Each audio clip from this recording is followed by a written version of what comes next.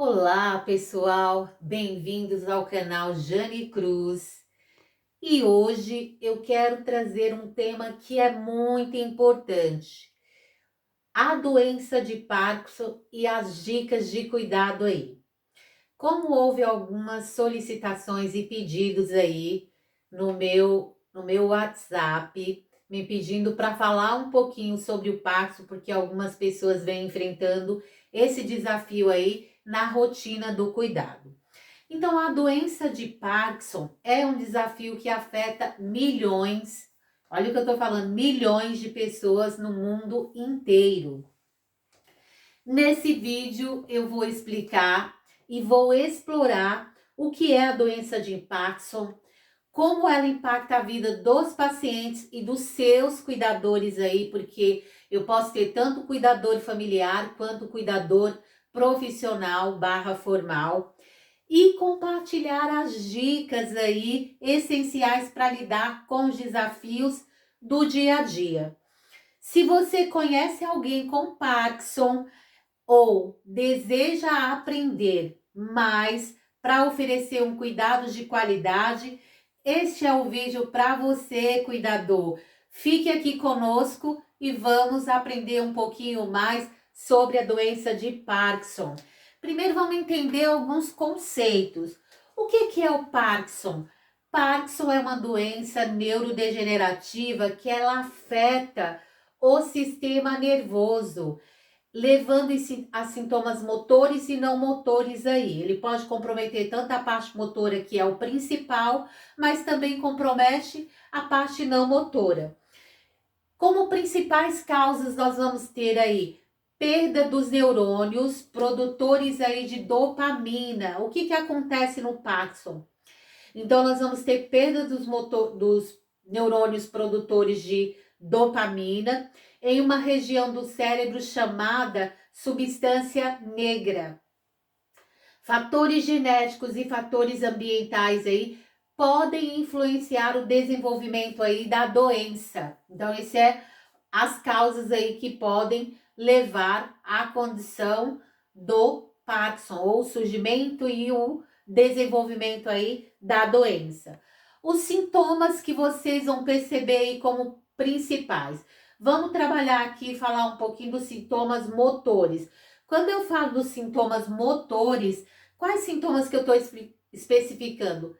Tremores em repouso, rigidez muscular, a bradicinesia. Quando eu falo da bradicinesia, eu estou falando da lentidão dos movimentos, a instabilidade corporal. Então, essa postura corporal, ele perde o equilíbrio, não consegue se sustentar, principalmente quando os sintomas motores estão mais exacerbados ou a doença não está controlada.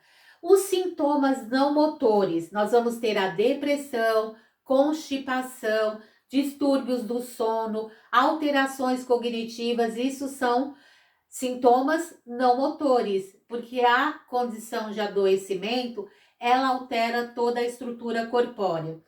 E aí, como ponto relevante que é preciso, que faz a gente repensar, analisar quem está passando por este acometimento. O que diz para nós estatisticamente? Cerca de 1% da população acima de 60 anos pode apresentar aí essa condição. Ela é mais comum em homem do que em mulheres, então são alguns pontos relevantes aí dos dados estatísticos em relação à doença do Parkinson. E qual que é o impacto do Parkinson na vida do paciente e da própria família? E também do cuidador, que é quem fica a maior parte do tempo cuidando, fazendo a gestão do cuidado aí desse cliente, desse paciente. Os desafios enfrentados aí pelo paciente é limitação de mobilidade e dependência, né? Então, ele vai ter tanto uma limitação de mobilidade quanto uma limitação da independência. Ele acaba se tornando mais dependente do outro. Frustração e impacto emocional devido ao quê? À progressão da doença. Porque Na parte cognitiva, de modo geral, está preservado. Então, ele entende o que é a doença, o que está acontecendo com o corpo dele, mas mesmo nessa condição, ele se sente frustrado, né? Por não conseguir mudar esse cenário. Agora, quais são os desafios para você, cuidador de idoso? Sobrecarga física e emocional ao acompanhar as necessidades aí constantes deste paciente. A adaptação do ambiente doméstico para garantir segurança e acessibilidade aí para esse cliente. E aí não posso esquecer, é fundamental tanto para o paciente quanto para você, cuidador, que tenha um suporte da equipe multidisciplinar, falando do médico, psicólogo, assistente social. Então essa equipe vai ajudar nessa gestão do cuidado e tornar o cuidado mais efetivo aí. Vou trazer agora algumas dicas aí para os pacientes com Parkinson. Então vamos pegar num aspecto amplo. Primeira dica, medicações. Quando eu falo das medicações, siga rigorosamente as orientações médicas, especialmente no uso do levodopa, porque uma vez que a principal característica do Parkinson é a diminuição da dopamina, então nós vamos fazer uma reposição. Claro que com prescrição médica, com orientação médica aí, e outros medicamentos. É importante verificar, cumprir rigorosamente o que está prescrito. Observar também as reações do paciente com o uso da medicação. Mantenha horários regulares aí para evitar as frustrações e as flutuações motoras aí.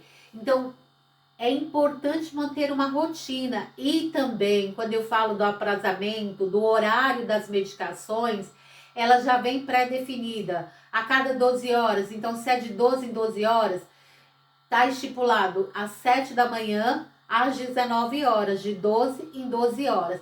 É importante respeitar esse aprazamento. Alimentação, outra dica importante é a alimentação. Dieta equilibrada, rica em fibras, para prevenir constipação. Hidratação é essencial aí para o bem-estar geral. Então também tem que lembrar de hidratar o paciente. Terceira dica, atividades físicas. Quando eu falo das atividades físicas leve caminhada, yoga ou fisioterapia, ou ambas, né? Aí depende do gosto, do hábito do paciente, né? Ajuda aí na mobilidade e ajuda a trabalhar na questão da rigidez motora, porque com a evolução do Parkinson ele pode apresentar aquele movimento de rigidez. Tá vendo esse passo que eu tô fazendo aqui, ó? Desse movimento. Outro ponto é sempre com supervisão e recomendação médica. Eu não vou fazer qualquer atividade, vou chegar na academia ou eu vou com o meu cliente e vou pegar lá uma barra de 10 quilos, 20 quilos, 50 quilos. Não, eu vou fazer com supervisão e com a devida orientação aí da equipe, o terapeuta ocupacional, o fisioterapeuta, o educador físico, o próprio médico que vai orientar quais são as demandas e as limitações aí do paciente. Mas é uma dica para você sugerir para a família. Adaptação do ambiente, então vai entrar como quinta dica, né? Remover tapetes soltos, objetos que possam aí propiciar ou serem obstáculos para aumentar o risco de queda. Eu sei que no nosso ambiente domiciliar, por exemplo, colocar os tapetes, isso traz um charme, traz um requinte para aquele espaço. Mas para esse perfil de cliente, isso pode aumentar o risco de queda. Instale barras de apoio no banheiro, nas áreas comuns aí, para ajudar a estimular a independência do paciente aí quando ele for caminhar e ficar mais fácil o acesso para ele. Mobiliário funcional é uma outra dica que eu trago aqui. Quando eu falo do mobiliário funcional, eu estou falando de utilizar cadeiras com apoios firmes, camas ajustáveis aí para ajudar nessa mobilidade aí. comunicação e interação. Quando eu falo da comunicação, seja paciente. O paciente pode ter dificuldade para se expressar, dê tempo e ouça com atenção. Esse é um ponto aí que eu quero chamar a atenção. Estimule a parte cognitiva. Então, quando eu falo em estimular a parte cognitiva, aplique atividades que vão trabalhar as diferentes características de memória. Memória episódica, memória de curto prazo, memória de longo prazo, memória operacional. Também faça atividade que estimule a dupla tarefa, por exemplo, em que eu vou trabalhar a parte motora. Levante a mão direita, levante a mão esquerda, abaixe. Então, são atividades que eu estou mobilizando a parte cognitiva, mas eu estou dando um comando motor. Aqui foi só uma hipótese de um exemplo para vocês, mas tem diferentes atividades aí que podem ser feitas. Agora, o suporte para você, cuidador. Você também precisa de suporte, porque essa demanda de cuidado, ela é exaustiva. Isso pode trazer uma sobrecarga física e emocional para você, cuidador. Então, cuide de si mesmo. E quando eu falo cuide de si mesmo, reserve momentos para descansar, para cuidar da sua saúde física e da sua saúde mental. Busque ajuda. Então, participe de grupos de apoio que falem deste assunto. Quando eu falo desses grupos de apoio aqui, nós podemos dividir as responsabilidades com outros familiares, com a família, ou nos grupos aí que tratam da doença de Parkinson. Aprenda mais sobre a doença, se manter atualizado, se informar sobre a doença é a melhor forma aí para você lidar com os desafios do dia a dia no cuidado aí do paciente com Parkinson. Tem alguns recursos e iniciativas aí de apoio que vocês podem encontrar. Organizações de apoio aí, indicar grupos e instituições que ofereçam suporte, como a Associação de Parkinson. Tanto no Brasil quanto no mundo a gente já tem esses tipos de associação. Tecnologias assistidas. Aqui, quando eu falo dessas tecnologias assistidas, são ferramentas que te ajudam no dia a dia aí. Por exemplo, utensílios adaptáveis para alimentação, calçados especiais, entre outros utensílios aí. Vamos pensar nas terapias complementares também, como iniciativas aí para o apoio aí e de apoio. Musicoterapia, hidroterapia e até a terapia ocupacional, ela pode melhorar a qualidade de vida da pessoa que está com Parkinson. E aí, o que eu quero deixar aí de mensagem final para vocês? Cuidar de alguém com Parkinson é um desafio, eu concordo que é um desafio, mas com conhecimento, empatia e suporte é possível melhorar a qualidade de vida do paciente e sua cuidador de idoso. Se você enfrenta essa jornada, lembre-se de que não está sozinho. Há recursos, comunidades, profissionais prontos aí para te ajudar. Pode contar comigo aqui no que eu puder compartilhar de conhecimento. Vamos trocar informações aí. Deixem aqui nos comentários a sua jornada aí no cuidado de pacientes com Parkinson.